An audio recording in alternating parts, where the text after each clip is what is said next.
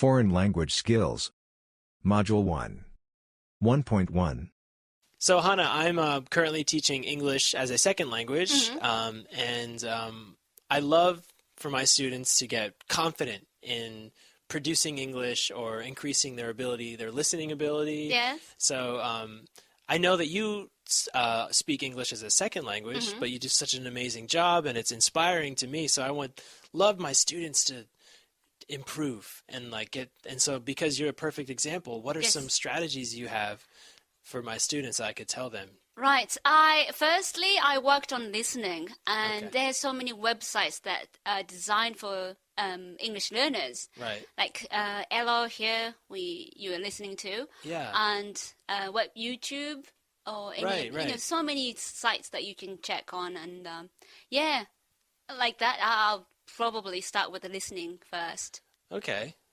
So you said firstly listening. So why is listening so important? It's because when you want to communicate, of course, the English as a tool, communication tool, you have to understand what the speakers say. So first I worked on listening, and then by listening at the audio or the sound, then you can learn vocab and also spelling, and the meaning, of course. And eventually you can move on to next English skill. So that's why I start working on listening first. So what about anything else that you have? Any other strategies? Personally, I found it learning vocab, and especially idioms, helped me a lot. Yeah, idioms are tough. Yes, because often I found it difficult to understand what the speakers say. I could hear, or I could understand what the single words they say, but sometimes it was hard to sort of grasp the meaning, what they're actually saying. So learning idioms or vocab helped me a lot. Yeah. So when you learn the idioms and you can understand them, did you ever use them yourself? To when you tried it out in the wild, so to speak, using the idioms you learned to native speakers? I did gradually. I mean, when I was in high school, I started studying English when I was high school.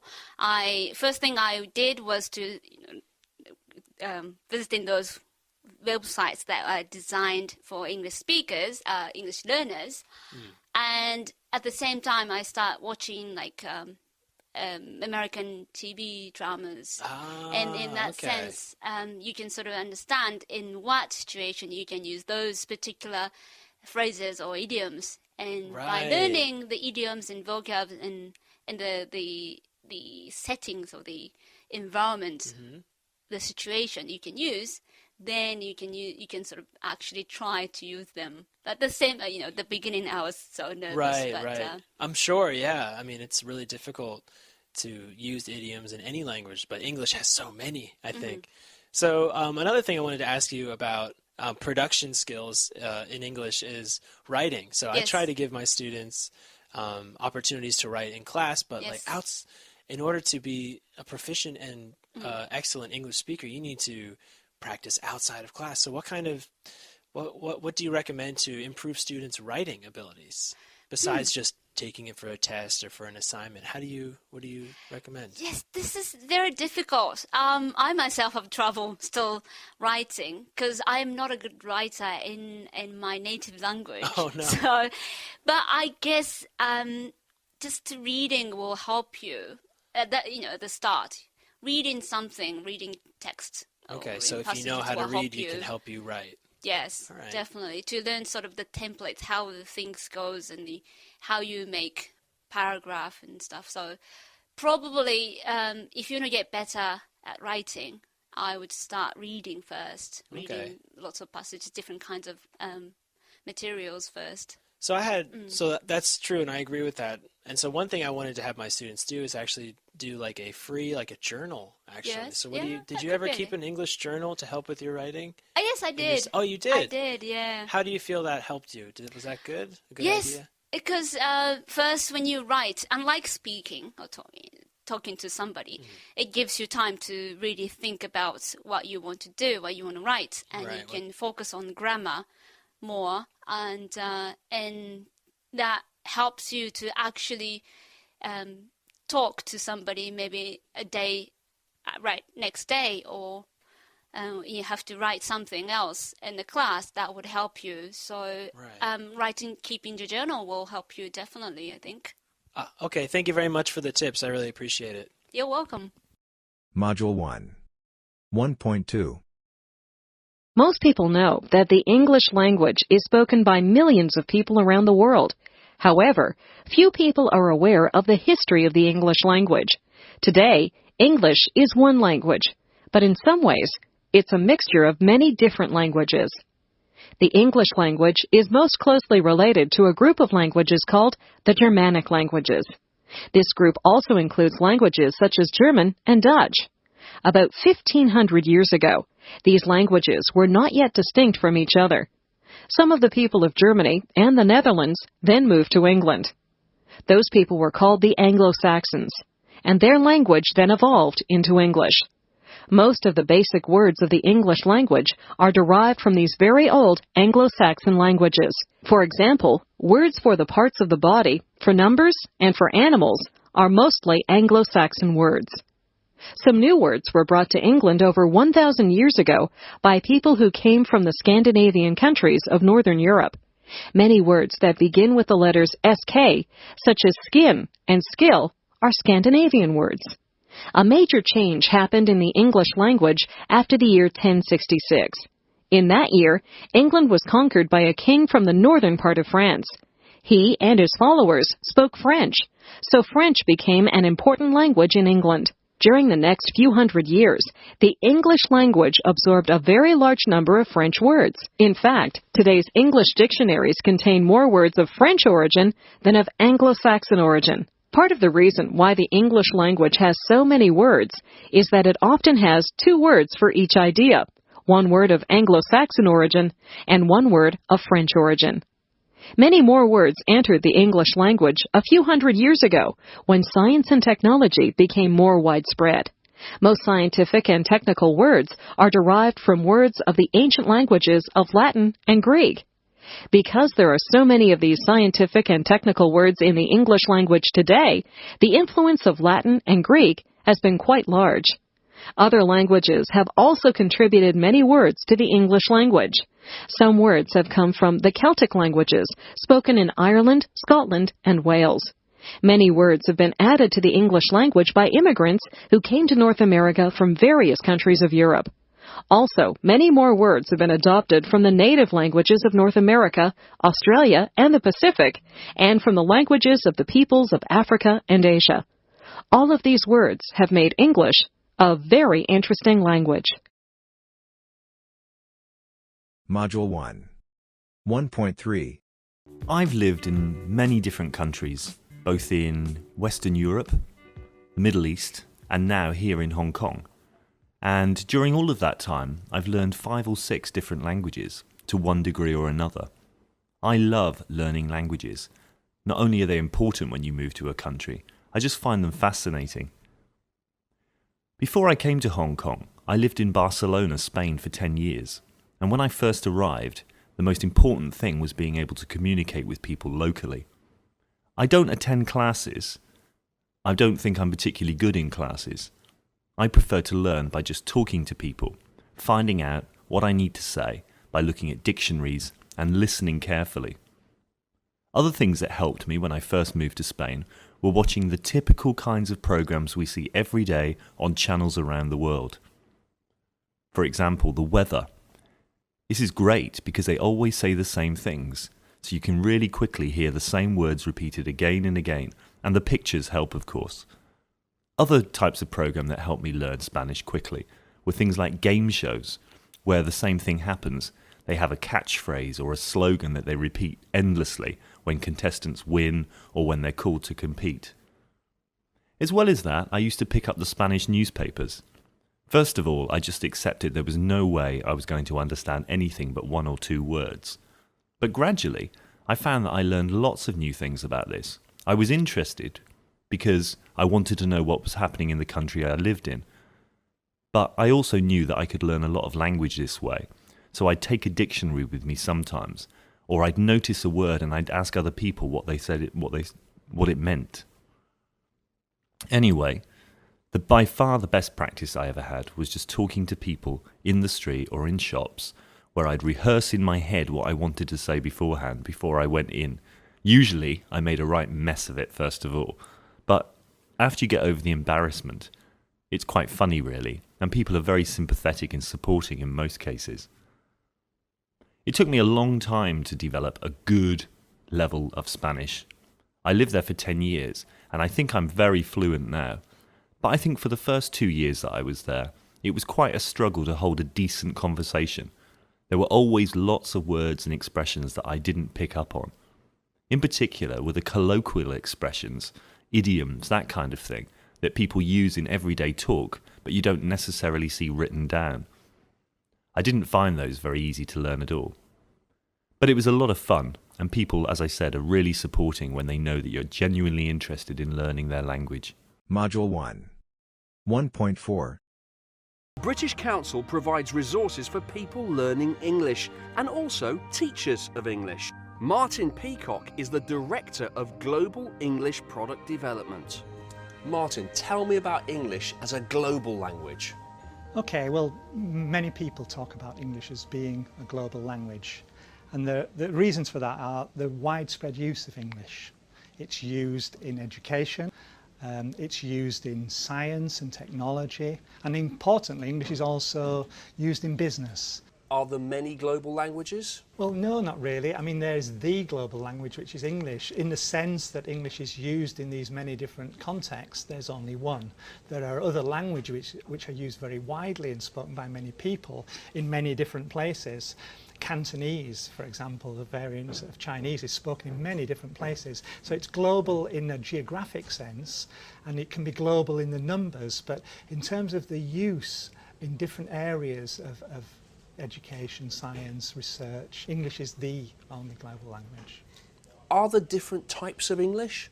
Well, yes, there are lots of different types. There's different accents of English. I come from the north of England, where I have a particular accent. So within England itself, within the UK, there are many variations in English pronunciation. And that extends globally. So you see English in America, used in Australia, which is different in accent and also in usage as well. And what about the impact of technology on a language? In the past, new words were coined by people. It might have been in a speech or in a newspaper article or in a book. They were written down, and then other people adapted them and used them, and that could be quite a slow process. And new words might come into language over a long period, 10, 20 years. So technology allows languages to evolve much more quickly. So technology can change the language, but in what way does it help people to learn the language? Well, it helps in many ways. In the past, students in locations in other countries didn't have access to much genuine English. They may have a book or an odd newspaper. But what the internet allows them is to read, and often read and translate languages like English on a massive scale. People learn English for different reasons, and knowledge of the language is often important in fields like medicine, business and computing. English is becoming more and more important in order to communicate in the international world. English opens doors to employment, education and mobility, and it helps teachers and learners engage across the globe. Module 1. 1.5. I think technology in general has been worked into everyone's day-to-day life. It is the first thing I do when I wake up and when I go to bed. It's easy to just pick up your phone, turn it on, call a ride and just go wherever you want. New places to eat, new places to explore. It's great to stay in touch. I met my girlfriend on online dating apps, so I'd say that's a positive right there. Do you feel like you're in control of technology, or is technology in control of you? Oof. Oh, it's definitely more control of me. My biggest issue with it is knowing when to stop. 5 and 10 minutes here and there, I feel like takes up a bunch of my day. I feel like it's in control of me, like if my phone's dead for like half the day or something and I'm going crazy. I think my math grade is the way it is because of my phone. Now I notice my eyes are like a little, like I blink a little bit more, they get tired. He should just throw his phone away. Usually I feel in control of technology. Usually I can catch myself and be like, you need to chill out. I think you have to set a limit and say that you control the phone, it doesn't control you. I'd say most people hate on technology, but if you're using it for good things, I think it's really helpful. Well, we think it's important that they do have access to it and learn it. Technology is not so much it's a necessary evil, it's a necessary good that could go either way. You know, the jury's out. It's up to us as to what we do with the technology. Module 1. 1.6. The people that come here, they speak sometimes Finnish, sometimes Swedish, sometimes we switch between sentences. Ja, liten kaffe. Sometimes you forget, oh, did they speak Swedish, did they speak Finnish? Kiitos. Kiitos. Just speak whatever. It's so natural for us to live in a language environment like this. Well, in areas where you have both Finnish and Swedish speakers, law requires you to have signs in both languages, majority languages on top and the minority language on the bottom.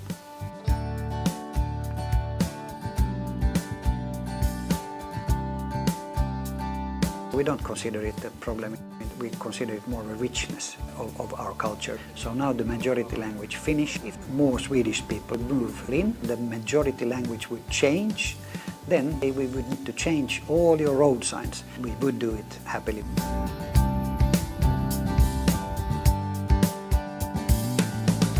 Swedish is my mother tongue. Then I speak almost a perfect Finnish.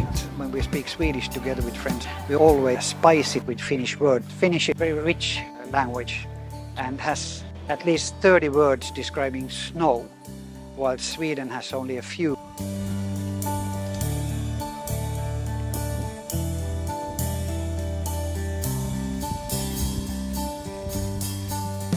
Here are people who only speak Swedish and people who only speak Finnish, but still we are like managing to have conversations. They say everything Swedish and Finnish and let you as a customer to choose which language you prefer. I grew up in central Finland. My mother tongue is Finnish. I really like this Swedish language. It's kind of round and soft. Like Ekenes is a perfect match for me because here I'm surrounded by the language. Once moving here, we had this inner question that are we allowed to be here as Finnish speakers? We have lived here for 2 years now. People were super welcoming and open for us, and they were eager to get to know us. When we go back to our parents' place where you don't hear any Swedish, I kind of miss that. Everybody in the whole world should speak more languages. Without the language you cannot really get into the culture. I hope that kids learn more, maybe 3, maybe 5, why not 6? Module 1. 1.7. Google Translate has added 24 languages to its translation service, bringing the total number to 133. For many of us, Translate is an indispensable tool. It provides a convenient, accurate and quick way of comprehending vocabulary and texts in other languages. The 24 new languages are spoken by more than 300 million people worldwide. Among them are the indigenous Aymara, Guarani and Quechua languages of the Americas. Google rolled out its first translation service in 2006 and has continually added to its repository. Google said it still has a way to go to be more comprehensive. There are around 7,000 languages worldwide that Translate doesn't provide support for. Translate needs to analyze a large range of linguistic data to be able to support a language. Isaac Caswell, a Google Translate scientist, told journalists about how advances in technology have facilitated adding the new languages. He said, "Up until a couple of years ago, it simply was not technologically possible to add languages like these, which are what we call a low resource, meaning that there are not very many text resources out there for them." He explained that Google aspires to support languages used by large populations. One of these is Lingala, spoken by 45 million people across Central Africa. It also wants to render assistance for indigenous languages that are often overlooked by technology. Module 1. 1.8. Where would we be without language? We'd all be in our own worlds, and we'd never really have a life. Can you imagine never talking to anyone? Of course, if there was no language, we wouldn't be able to use body language or sign language. The fact that we do have languages means we have gone to the moon and built things like the internet, which also needs a special computer language to work properly. I think language is amazing. It means we can tell anyone anything. I often think it's a shame there are so many languages in the world. If there was only one language, we could all communicate better. Perhaps that way we'd all understand one another better. What would the world language be? At the moment, English. Module 1. 1.9. If there's a secret or hack to learning a new language, it's this: hours and hours of awkward and strenuous conversation with people better than you in that language. An hour of conversation with corrections and a dictionary for reference is as good as 5 hours in a classroom and 10 hours with a language course by yourself. There are a few reasons for this. The first is motivation. I don't care how cool your study guide is, you're going to be far more invested and motivated to communicate with a live person in front of you than a book or audio program on your computer. The second reason is that language is something that needs to be processed, not memorized.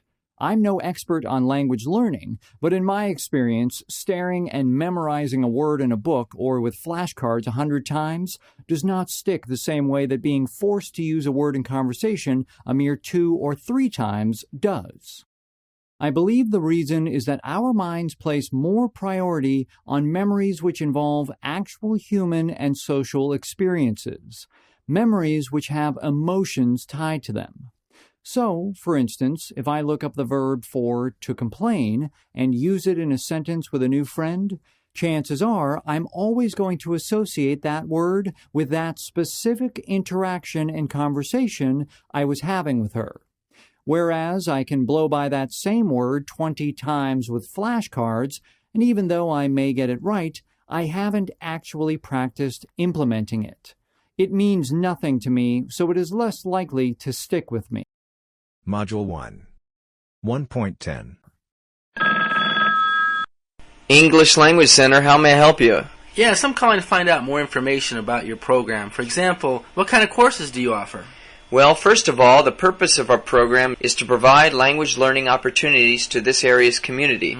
Whether a student's goal is to master basic functional language skills, let's say for his or her job, or to study intensively to enter a U.S. college or university. Okay.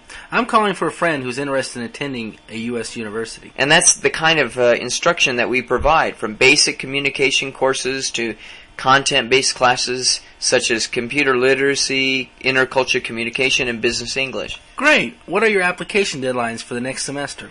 Well, we ask applicants to apply no later than 2 months before the semester begins. This gives us time to process the application and issue the student's I-20. An I-20? Oh, an I-20 is a form that indicates that we are giving permission for the student to study in our program. And then the student takes this form to the U.S. Embassy in his or her country to apply for the F1 student visa. All right. What is the tuition for a full-time student? It's $2,030. And how does one apply? Well, we can send you an application and you can mail that to us, or you can fill out our application that's online at our website. And are there other materials I would need to send in addition to the application form? Yes, you would need to send in a $35 non-refundable application fee, a sponsorship form indicating who will be responsible financially for the student while studying in our program, and a bank statement showing that you or your sponsor has sufficient funds to cover tuition expenses and living costs for the entire year of study. And how can I send these materials to you? You can either send the application packet by regular mail or you can fax it. And the application fee? We accept money orders, traveler's checks, or credit cards. All right, I think that's about it. Okay, great. Oh, and what is your name? Okay, my name is Tony Nelson. You can just call and ask for me. Great, thank you for your help. No problem, and please don't hesitate to call again if you have any other questions. Okay, goodbye.